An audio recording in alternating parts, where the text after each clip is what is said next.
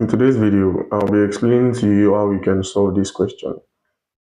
First, so now we can say this should be 4 raised to the power of x squared minus 6 being equal to 16 raised to the power of x plus 1. Now, I believe you know that 16 can as well be said to be 4 raised to the power of 2. So it means we are having this to be 4 raised to the power of x squared minus 6 to be equal to 4 raised to the power of 2. Then we have raised to the power of x plus 1. Now we can say this should be 4 raised to the power of x squared minus 6 being equal to 4 raised to the power of 2 then x plus 1. Now this 4 here can cancel out this one. Then we have it to be x squared minus 6 being equal to 2 into bracket of x plus 1. This can be x squared minus 6 to be equal to 2x plus 2. That is you using this 2 to open the bracket. So we have this to be x squared minus 2x. So then we have minus 6. Then this plus 2, when it goes to the other side, will give us negative 2 to be equal to 0. Then we have this to be x squared minus 2x minus 8 being equal to 0. Now looking at this, of course, we all know that this is a quadratic equation.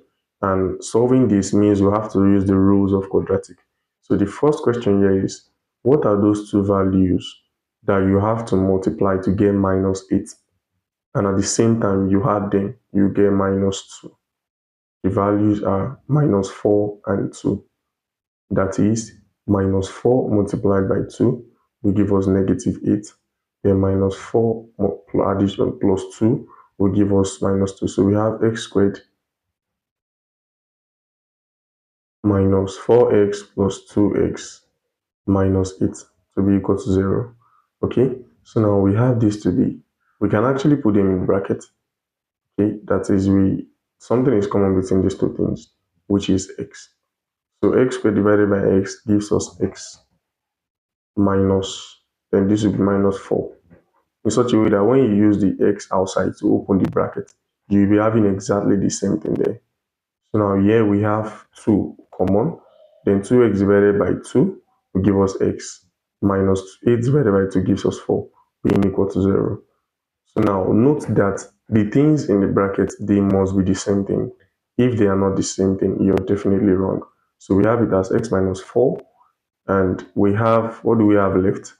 We have x and plus 2 left. So that is x plus 2 being equal to 0.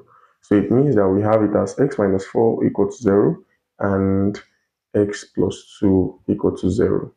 So we can say x equal to 0. When plus 4 goes to the other side, it gives us positive 4 and x equal to negative 2.